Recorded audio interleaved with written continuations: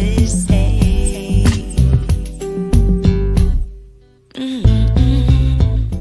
Hi, and welcome to Pillow Talk with Angela. There I am singing with our dear friend, Will Downing. And that was just a studio session to remember.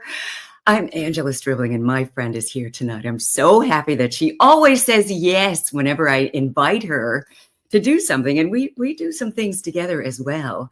And we'll talk all about it. Oh my God, she's an amazing songbird and hails from Philadelphia. And she's been doing her thing strong for so long. And I'm always just so happy to see her star rising. She is such a superstar and so humble. If you were to talk to her, you would have no idea.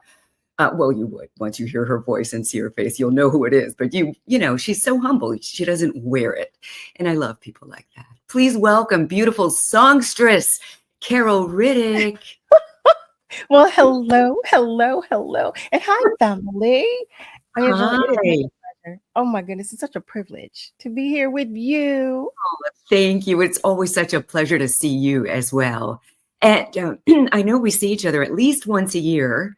As you, I can't say turn the house down because it's a cruise ship. But on the Soul Train cruise, we always do that every year. And that's always so much fun. Especially watching the people's faces once they hear you sing and they haven't seen before. When I tell you, I say it every single year. Every time we're on the cruise, I tell them they're going to have to pry me off. That's how much fun I have on that cruise. I say, I'm going to be locked around one of the columns and you guys are going to pry me off. Not leaving. No, not leaving. Oh my goodness. You know, I want to pillow talk with you, of course. And in fact, is it okay if we just jump right into that? Absolutely. Okay. So, you know, I always like to come up with the pillow talk topic and just get your opinion. It's, you know, there are no right or wrong answers, but we're talking about social media and it can get pretty crazy, especially if you're in a relationship. You know, they might be stalking your social media or they might want to ask you questions about who's this always liking your pages or whatever the case might be. Do you think there should be any rules or boundaries when it comes to your social media? I do. That's a great question, by the way. Great topic. OMG. I'd love to hear some couples actually talk about that. But yes, since you were asking me, I absolutely do believe there should be boundaries. Whether you're single or whether you're in a relationship, everything is not for everybody. Yeah. So, you know, when I think about that, when I think about boundaries, I think about, you know, say you're in a relationship and you're both, you know, on Instagram, Facebook, whatever it is, you know, Twitter, whatever. And is it okay, or how do you feel about your significant other always liking other women's pictures and things like that and being in each other's DMs? And, you know, do you think that could cause problems if you haven't discussed any parameters? What should the parameters look like? You know, there's a part of me that believes that if you actually have to have a conversation with your significant other, then there already is a problem. Good part of me that believes that, because when you know, I know how I am. I mean, I love hard. So I would like to believe that I can trust my man. I would love to believe that. And I would love to believe that he trusts me too. And that he has my back like I have his when we're not in the same room, or when we're, you know, when we're in these, when we're on social media as well as in other rooms physically. So I would like to believe that if you have to have a conversation about boundaries, then you already have a problem. That's right. I agree with you there. And sometimes you might have a problem and not realize you have a problem until it comes up. I agree. You know, I agree wholeheartedly with that. And especially because we are in the public a lot, you and I. And I think it becomes a little different for us in some scenarios. So I think those conversations, they do need to take place. But I suggest, my suggestion, listen to me. Let me rephrase. I think it would be a good idea to talk about all of that up front, Mm. like in the beginning, before you actually get to that point where, where it's necessary for other reasons, if you will. I love that answer, and I'm on the same page. I think sometimes we take for granted that we're on the same page, but we haven't discussed it. And your significant other might say, no, it's social media, so that's Mhm.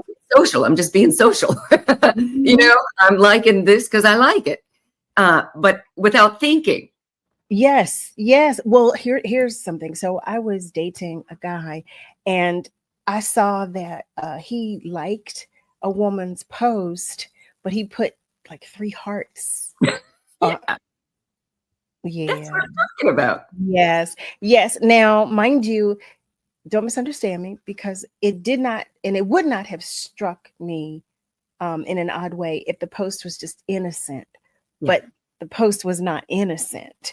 So it affected me. It did. It did. And I did speak on it.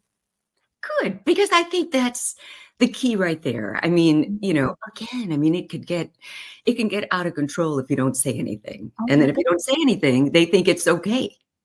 So Mhm. I think if you have an issue, and these days it's easy to have an issue, uh, Yes. right? And if you're not saying anything, they think, oh, they know I'm just. I mean, I Mhm. posted things and liked things without really thinking, and then when I did think about it, and in fact, when my significant other said, why are you liking Right. all this stuff? I'm like, I kind of think it's a part of my job, but maybe there's a better way to do this. So And there's a better way. yeah, I was about to say. It's a good lesson. Yeah. Yeah. I'm sorry for interjecting. I was going to say that I agree with you wholeheartedly. And the other part of that is being open to that conversation, because here we are, 2025 is a lot different from 2020.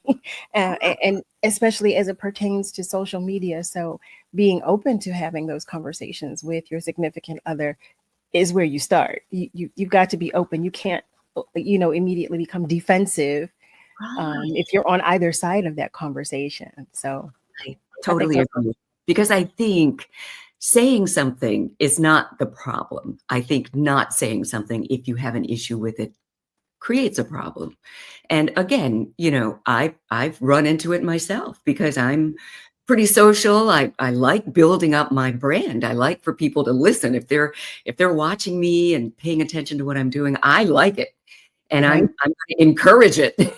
But not at the expense of my relationship. Never. Not at the expense of somebody feeling some kind of way because of something I've, Mhm. and not, and I'm ignorant to how it's probably making them feel. So I think that's always a conversation worth having. Thank you. Same. Thank You you are for welcome. Thank you. I love that. I mean, I think, yeah, we can all grow. And like you said, without being defensive, there's a way for us all to be happy about it. Absolutely. Absolutely. And it's important, you know, well, we always have these conversations, knowing your partner. Yeah. It's important there, knowing your partner. And again, like I shared, being open to having those conversations. Yeah. Yeah. Yeah. That's true. That's my 2 cents. I like it. I'll take it. You gave me more like 50 cents. Close to $1. We're looking at Carol, keep us up on what's going on with you. Now, I know you and I met a long, long time ago. And, I've always been so fascinated with your talent. You have such a beautiful instrument and you evolve. I mean, I remember when I first met you versus now, and you've always been such a great vocalist, but you evolve. And Mhm. your career evolves and all of that. So let's talk about that. Let's talk about Carol the singer and how you got into it and what inspires you.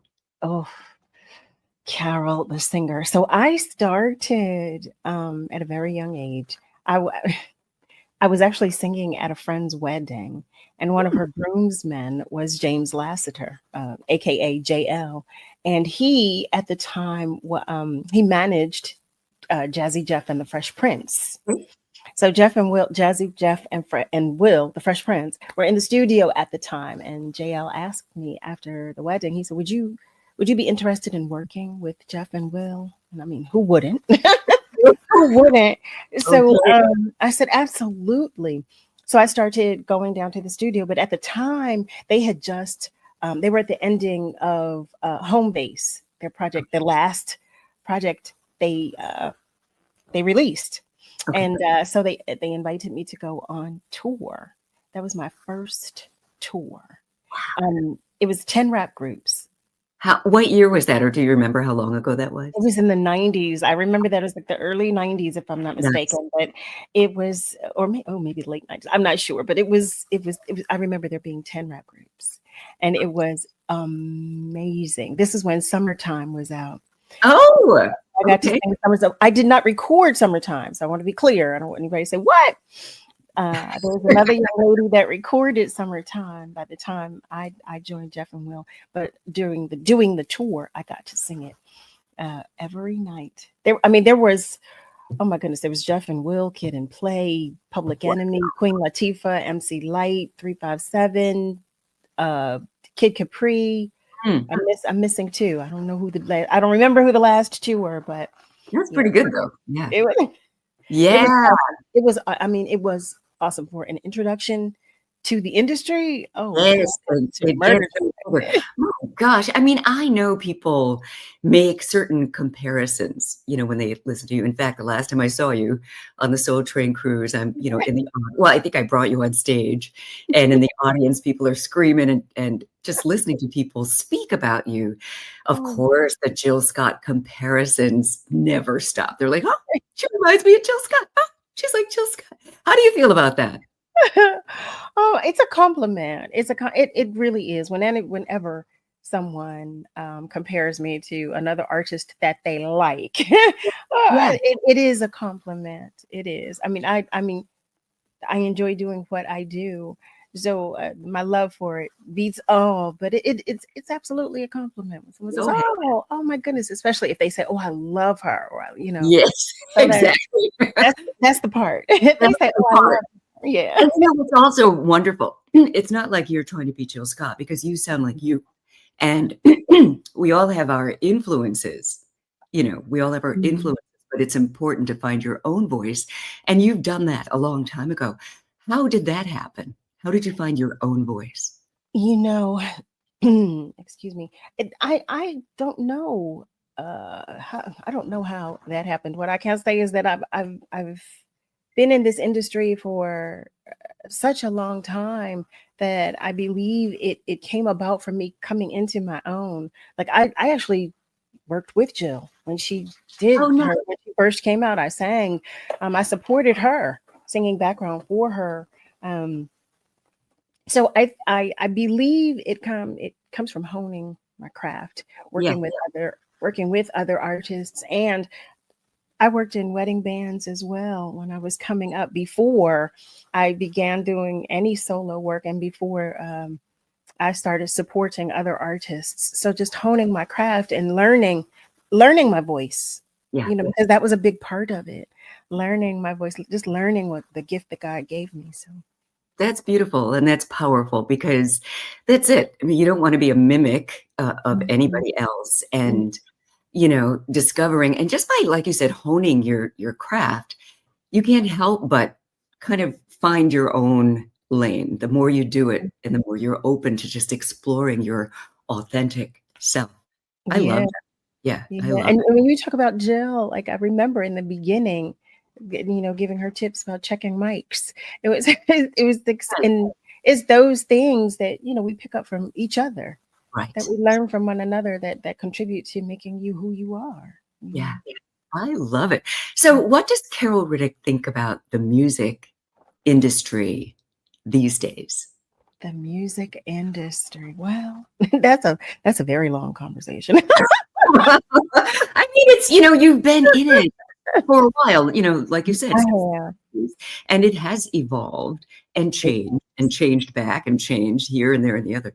Today, but you know what? I've grown, and I'm sorry. Were you Oh, no, I was finished? going to say, Oh, like, if someone were to come to you and say, I've listened to you, I've watched you for a long time, and, I want to get into the music industry or whatever, someone young or whatever who's mhm. just wanting to get in, would you encourage them to? Oh, absolutely. I would absolutely. I mean, I would never discourage anyone from following their dreams or their passion. If this is if this is what you desire to do, then I would say by all means. But what you should know, I would absolutely educate them Mhm. from some of the experiences I've had. Now, my experiences may not be theirs, Right. but it's important for them to be aware that this is out here and this is something that you may or may not encounter, because it all contributes to your decision as to Yeah. whether you want to move forward. So I am absolutely an advocate for anyone following their dreams. Yeah. Follow your dreams. Listen, life is too short. I would Right. never, ever, ever, encourage someone or discourage someone, I should say. I would never do that. No, no, no. How important are the mentors? Oh, very, very important. Very, I believe that. And I believe it's important no matter where you are in your Mm. career, no matter what age you are. I'm still learning and I want to continue to learn. Yeah. I pray to God that I don't stop learning. There you There's always room for growth, always, no matter who you are, go. there's Yeah. always room for growth because life is ever changing. Like you just shared about the industry, it ebbs, it flows. If you don't grow, then you don't ebb and flow. You don't move with it. So you're not able to maintain or sustain. Yeah. Oh, I love that. To maintain or sustain. Okay. Thank you. You're That's right. You're absolutely right. Yeah, that says it. That says it all. We have many friends in common in this industry. Yes. And one who I know we both just adore. You know who I'm gonna say? I sure do. I sure do. The one and the only Mr. Will Downing. I know. Yes. And I just saw him the other night. He was performing, in Yes. and my God, he's just such an amazing human. And speaking of just mentoring and just being a positive light, in this industry, he's always happy to collaborate, happy to help. Mhm. Just a great guy. So, do you find that in this industry that's such a competitive Mm. industry, the people I've encountered are so generous, and you don't expect that. No, you You don't. You don't have that expectation because more often than not, the experience is that people are not as generous and are not as giving, are not as warm. Yeah. So that, and I've had those experiences too. I've had a lot of those experiences. Um, but again, they contribute to who you are, Ooh, and yes. they toughen your skin. Yeah. Depending on Again, how you handle it, is gonna agreed. that right, because it could crush you. I remember, I mean, aside or along with being a jazz singer, I'm a broadcaster and I interview people. And I've got some stories to Mhm. narrow Yes, of I people I just have to say, you know what, God forgive them. And Angela. talk about wish you never met them. It's like, you know Mhm. what, I have this, image of who I think they are before I meet them. And then they treat me like that for no Yes. no reason. Then it's like, okay, let me just get this done and get out of the way.